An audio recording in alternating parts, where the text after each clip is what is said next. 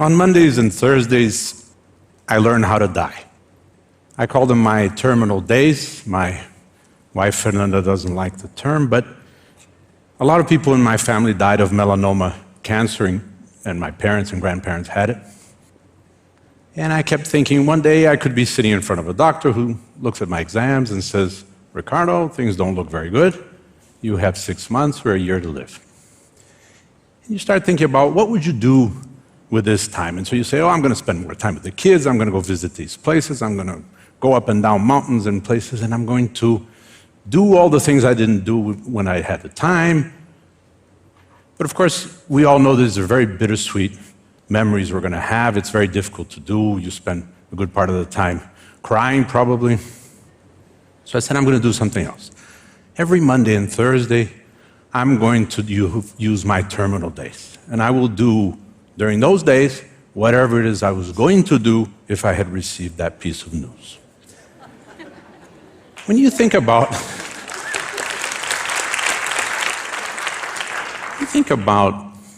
the opposite of work, we many times think it's leisure, and we say, I need some leisure time and so forth. But the fact is that leisure is a very busy thing.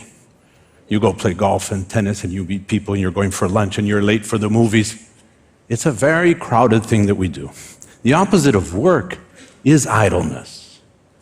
But very few of us know what to do with idleness. When you look at the way we distribute our lives in general, you realize that in the periods in which we have a lot of money, we have very little time. And then when we finally have time, we have neither the money nor the health. So we started thinking about that as a company for the last 30 years. This is a complicated company with thousands of employees, hundreds of millions of dollars of business that makes rocket fuel propellant systems, runs 4,000 ATMs in Brazil, does income tax preparation for dozens of thousands. So this is not a simple business. We looked at it and we said, let's devolve to these people. Let's give these people a company where we take away all of the boarding school aspects of this is when you arrive, this is how you dress, this is how you go to a meeting, this is what you say, this is what you don't say, and let's see what's left. So we started this about 30 years ago, and we started dealing with this very issue. And so we said, look, the retirement, the whole issue of how we distribute our graph of life. Instead of going mountain climbing when you're 82, why don't you do it next week? And we'll do it like this. We'll sell you back your Wednesdays for 10% of your salary. So now, if you're going to be a violinist, which you probably weren't, you go and do this on Wednesday. And what we found, we thought, these are the older people who are going to be really interested in this program, and the average age of the first people who adhered were 29, of course. And so we started looking at this, and we have to do things in a different way. So we started saying things like, why do we want to know what time you come to work, what time you left, etc.? Can't we exchange this for a contract for buying something from you, some kind of work? Why are we building these headquarters? Is it not an ego issue that we want to look solid and big and important and so forth, but we're dragging you 2 hours across town because of it? So we started asking questions one by one. We'd say like this. 1, how do we find people? We'd go out and try and recruit people, and we'd say, look, when you come to us, we're not going to have 2 or 3 interviews, and then you're going to be married to us for life. That's not how we do the rest of our life. So come. Have your interviews. Anyone who's interested in interviewing you will show up. And then we'll see what happens out of the intuition that rises from that instead of just filling out the little items of whether you're the right person. And then come back. Spend an afternoon, spend a whole day, talk to anybody you want. Make sure we are the bride you thought we were and not all the bullshit we put into our own ads. Slowly we went to a process where we'd say things like, we don't want anyone to be a leader in the company if they haven't been interviewed and approved by their future subordinates. Every 6 months, everyone gets evaluated anonymously as a leader, and this determines whether they should continue in that leadership position, which is many times situational, as you know. And so if they don't have 70, 80% of a grade, they don't stay, which is probably the reason why I haven't been CEO for more than 10 years. And over time, we started asking other questions. We'd say things like, why can't people set their own salaries? What do they need to know? There's only 3 things you need to know. How much people make inside the company, how much people make in somewhere else in a similar business, and how much we make in general to see whether we can afford it. So let's give people these 3 pieces of information. So we started having in the cafeteria a computer where you could go in and you could ask what someone spent, how much someone makes, what they make in benefits, what the company makes, what the margins are, and so forth. And this is 25 years ago. As this information started coming to people, we said things like, we don't want to see your expense report. We don't want to know how much holidays you're taking. We don't want to know where you work. We had, at one point, 14 different offices around town, and we'd say, go to the one that's closest to your house, to the customer you're going to visit today. Don't tell us where you are. And more. Even when we had thousands of people, 5,000 people, we had 2 people in the HR department, and thankfully one of them has retired. And so the question we were asking is, how can we be taking care of people? People is the only thing we have. We can't have a department that runs after people and looks after people. So as we started finding that this worked, and we'd say we're looking for, and this is, I think, the main thing I was looking for in the terminal days and in the companies, which is, how do you set up for wisdom? We've come from an age of revolution, industrial revolution, an age of information, an age of knowledge, but we're not any closer to the age of wisdom. How do we design, how do we organize for more wisdom? So for example, and many times what's the smartest or the intelligent decision doesn't jibe. So we'd say things like, let's agree that you're going to sell 57 widgets per week. If you sell them by Wednesday, please go to the beach. Don't create a problem for us, for manufacturing, for application. Then we have to buy new companies, we have to buy our competitors, we have to do all kinds of things because you sold too many widgets. So go to the beach and start again on Monday. And so the process is looking for wisdom. And in the process, of course, we wanted people to know everything, and we wanted to be truly democratic about the way we ran things. So our board had 2 seats open with the same voting rights for the first 2 people who showed up. And so we had cleaning ladies voting on a board meeting, which had a lot of other very important people in suits and ties. And the fact is that they kept us honest. This process, as we started looking at the people who came to us, we'd say, now wait a second, people come to us and they say, where am I supposed to sit? How am I supposed to work? Where am I going to be in 5 years' time? And we looked at that and said, we have to start much earlier. Where do we start? We said, oh, kindergarten seems like a good place. So we set up a foundation, which now has, for 11 years, has 3 schools, where we started asking the same questions. How do you redesign school for wisdom? It's one thing to say, we need to recycle the teachers, we need the directors to do more, we do. But the fact is that what we do with education is entirely obsolete. The teacher's role is entirely obsolete. Going from a math class to biology to 14th century France is very silly. And so we started thinking, what could it look like? And we put together people, including people who like education, people like Paulo Freire and 2 ministers of education in Brazil. And we said, if we were to design a school from scratch, what would it look like? And so we created this school, which is called Lumiar. And Lumiar, one of them is a public school. And Lumiar says the following: let's divide this role of the teacher into 2. One guy we'll call a tutor. A tutor, in the old sense of the Greek paideia sense, is look after the kid. What's happening at home, what's their moment in life, etc. But please don't teach, because the little you know compared to Google, we don't want to know. Keep that to yourself.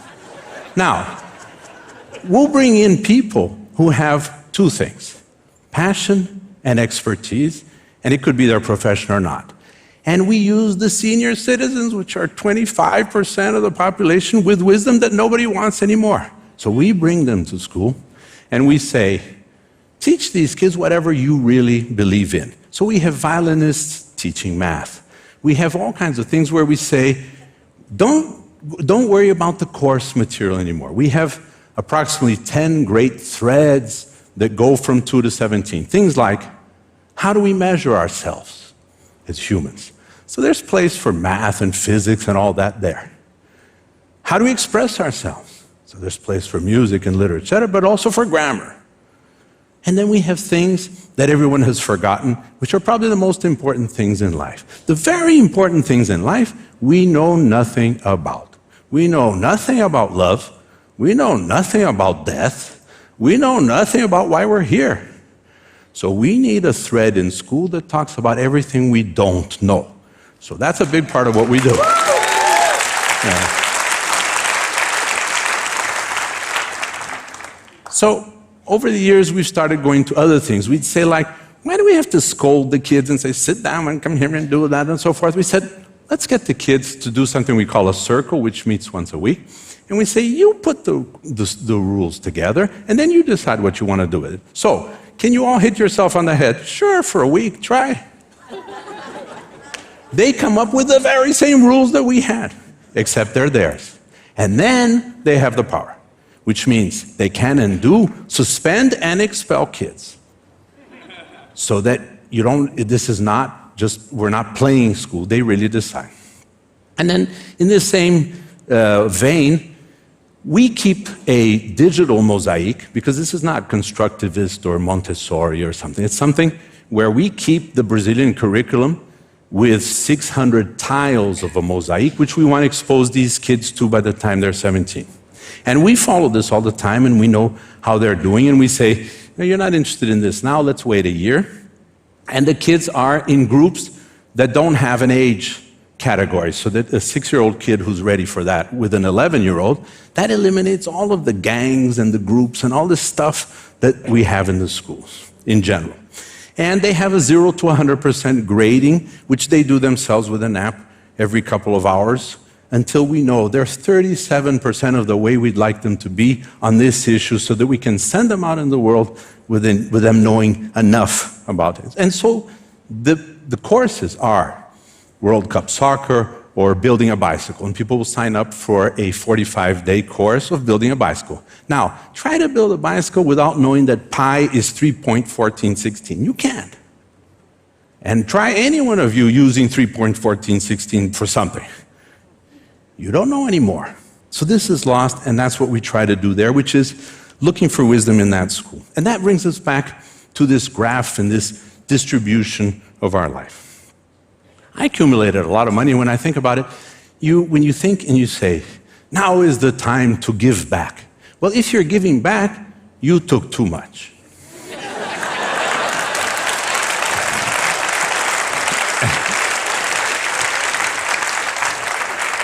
I keep thinking of Warren Buffett waking up one day and finding out that he has $30 billion more than he thought he had. And he looks and he says, what am I going to do with this? He said, let me give it to somebody who really needs this. I'll give it to Bill Gates. And my guy, who was my financial advisor in New York, he says, look, you're a silly guy, because you would have 4.1 times more money today if you had made money with money instead of sharing as you go. But I like sharing as you go better. I taught MBAs at MIT for a time, and I ended up one day at the Mount Auburn Cemetery. It was a beautiful cemetery in Cambridge. And I was walking around, it was my birthday, and I was thinking, and the first time around, I saw these tombstones and these wonderful people who had done great things, and I thought, what do I want to be remembered for? And I did another stroll around, and the second time, another question came to me, which did me better, which was, why do I want to be remembered at all? And that, I think, took me different places. When I was 50, my wife Fernanda and I sat for a whole afternoon. We had a big pit with fire, and I threw everything I had ever done into that fire. This is a book in 38 languages, hundreds and hundreds of articles and DVDs, everything there was. And that did two things. One, it freed our 5 kids from following in the steps of, shadow of. They don't know what I do, which is good. And I'm not going to take them somewhere and say, one day all of this will be yours. So the 5 kids know nothing, which is good. And the second thing is, I freed myself from this anchor of past achievement or whatever it is, and I'm free to start something new every time and to decide things from scratch in part of those terminal days. And some people say, oh, so now you have this time, these terminal days, and so you go out and do everything. No, we've been to the beaches. So we've been to Samoa and Maldives and Mozambique, so that's done. I've climbed mountains in the Himalayas. I've gone down 60 meters to see hammerhead sharks. I've spent 59 days on the back of a camel from Chad to Timbuktu. I've gone to the magnetic North Pole on a dog sled. So we've been busy. And that's not, so it's what I would call today, what I like to call my empty bucket list.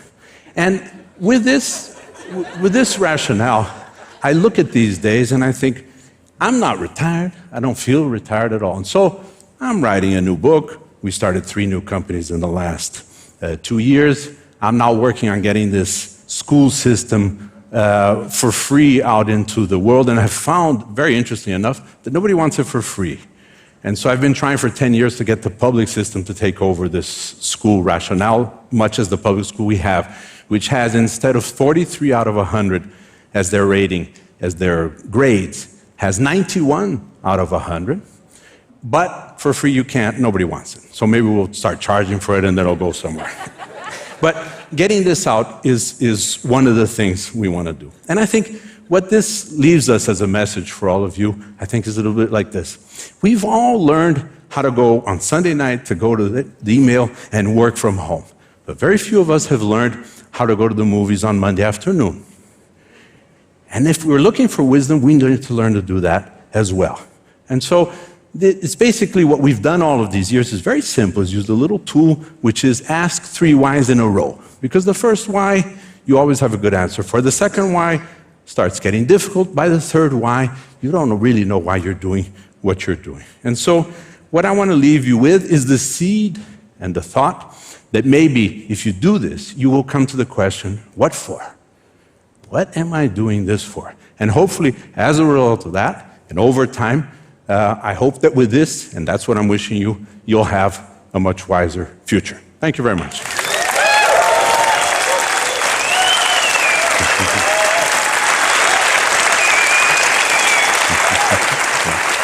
That's incredible. So Ricardo, I mean, you're kind of crazy. I mean, to many people, this seems crazy. And yet so, deeply wise also. The pieces I'm trying to put together is this. Your ideas are so radical. How, like in business, for example, these ideas have been out for a while. Probably the percentage of businesses that have taken some of them is still quite low, yeah? I mean, are there any times you've seen some big company take on one of your ideas and you've gone, yes? Yeah, it happens. It happened about 2 weeks ago with Richard Branson with his people saying, oh, I don't want you to control your holidays anymore, or Netflix does a little bit of this and that. But I don't think it's very important. I'd like to see it happen maybe a little bit in a bit of a missionary zeal, but that's a very personal one. But the fact is that it takes a leap of faith about losing control. And almost nobody who is in control is ready to take leaps of faith. It'll have to come from kids and other people who are starting companies in a different way. So that's the key thing, that like from your point of view, the evidence is that this, like in the business point of view, this works, but people just don't have the courage to They don't even have the incentive. You're running a company with a 90-day mandate. It's a quarterly report. If you're not good in 90 days, you're out. So you say, here's a great program that in less than 1 generation, and the guy says, get out of here, right? So this is the problem.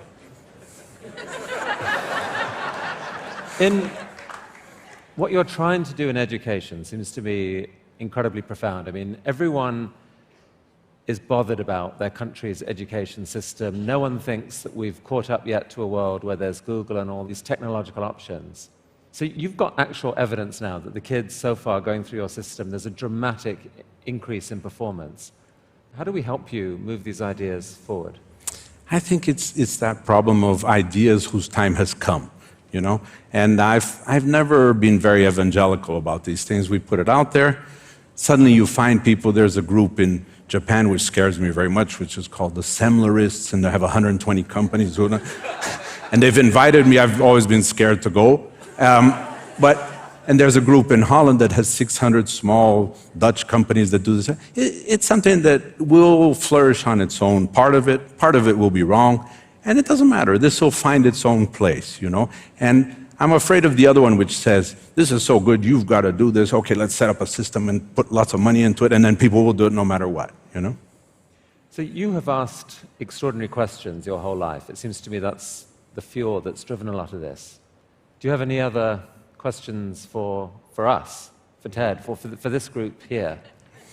I always come back to variations of the question that my son asked me when he was 3. We're sitting in a jacuzzi, and he said, Dad, why do we exist? There is no other question. Nobody has any other question. You have variations of this one question from 3 onwards. And so when you spend time in a company, in a bureaucracy, in an organization, and you're saying, boy, how many people do you know that in their deathbed said, boy, I wish I had spent more time at the office? So there's a whole thing of having the courage now, not in a week, not in 2 months, not when you find out you have something, to say, no, what am I doing this for? Stop everything, let me do something else, and it'll be okay. It'll be much better than what you're doing if you're stuck in a process. So that strikes me as a profound and quite beautiful way to end this penultimate day of TED. Ricardo Semler, thank you so much. Thank you. Thank you, guys.